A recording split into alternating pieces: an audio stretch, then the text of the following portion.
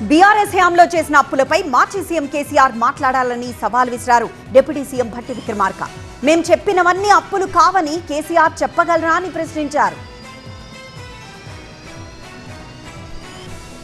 ఈ చేతుల్లో ఏముంది? నేను చాలా స్పష్టంగా నిజంగా మీకు ఏమాత్రం బాధ్యత ఉన్నా 10 సంవత్సరాలు ఈ రాష్ట్ర ముఖ్యమంత్రిగా పనిచేసిన కేసీఆర్ గారికి సవాల్ ఇస్తున్నాను, స్పష్టంగా చెప్తా ఉన్నాను. నేను అనేక అంశాలపైన మాట్లాడటానికి సిద్ధంగా ఉన్నాను. చేసిన అప్పులు వాస్తవం కాదా? ఈ రాష్ట్రాన్ని తాకట్టు పెట్టి ఈ రాష్ట్రం మీద భారం వేసిపోయింది వాస్తవం కాదా? నేను ఈరోజు ప్రత్యక్షంగా ఈ షీట్ ఎక్కడ పడితే అక్కడ రాష్ట్రం ఇన్ని అప్పులు చేయలేదు అని పదే హరీష్ రావు గారు ఒక పవర్ పాయింట్ ప్రదర్శిస్తున్నారు.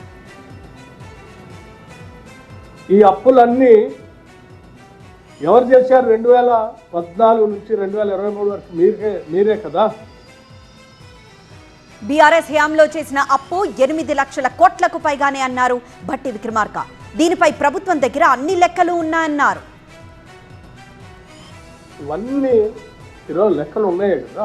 ఇవన్నీ కలిపి 8,21,651 కోట్లు మీరు బకాయి పెట్టిపోయారు కదా అప్పులు చేసి. ఇది వాస్తవం కాదా? ఇవి చెప్పండి. మీరు ఈ బకాయిలు అన్ని ఇవాళ రాష్ట్రం చెల్లించాల్సిన అవసరం లేదు, కేసీఆర్ చెల్లిస్తాడు, రాష్ట్రం మీద అప్పు లేదని చెప్పండి. మరి కేటీఆర్ హరీష్ రావులకు గతం భవిష్యత్తు లేదని విమర్శించారు భట్టి. వాళ్లు ప్రభుత్వంపై పదే దుష్ప్రచారం చేస్తున్నారన్నారు.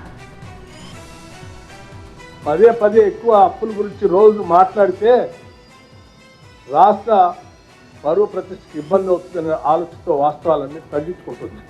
సమాధానం చెప్పాల్సింది కేసీఆర్ దీని మీద. పోనీ మీరేమైనా బాధ్యత తీసుకొని మాదే బాధ్యత అంటారు? చెప్పండి. మీరేం గతంలో పాలన చేసినప్పుడు మాకు సంబంధం లేదు ముఖ్యమంత్రి గారు అంటే, రేపొద్దు కూడా మాకు సంబంధం లేదు ఆయనే వస్తానంటుంటారు. మధ్యలో మాత్రం మేమే వస్తాం సమాధానం చెప్పాలని అంటారు. దేనికి మీకు ఏముందని సమాధానం చెప్పేది? అసలు వెనక లేదు, ముందు లేదు, గతం లేదు, భవిష్యత్తు లేదు మీకు. మధ్యలో మీ సంగతి ఏంది? అసలు మీరు ఏం మాట్లాడుతున్నారో మీకే తెలియదు, మీరేం చేద్దాం అనుకుంటున్నారో మీకే తెలియదు. మీ చేతుల్లో ఏముందని అసలు అబద్ధాలు పోగేసుకొని ప్రచారం చేయటం తప్ప మీ చేతుల్లో ఏముంది? నేను చాలా స్పష్టంగా నిజంగా మీకు ఏమాత్రం బాధ్యత ఉన్నా 10 సంవత్సరాలు ఈ రాష్ట్ర ముఖ్యమంత్రిగా పనిచేసిన కేసీఆర్ గారికి సవాల్ ఇస్తున్నాను, స్పష్టంగా చెప్తా ఉన్నాను. నేను అనేక అంశాలపైన మాట్లాడటానికి సిద్ధంగా ఉన్నాను.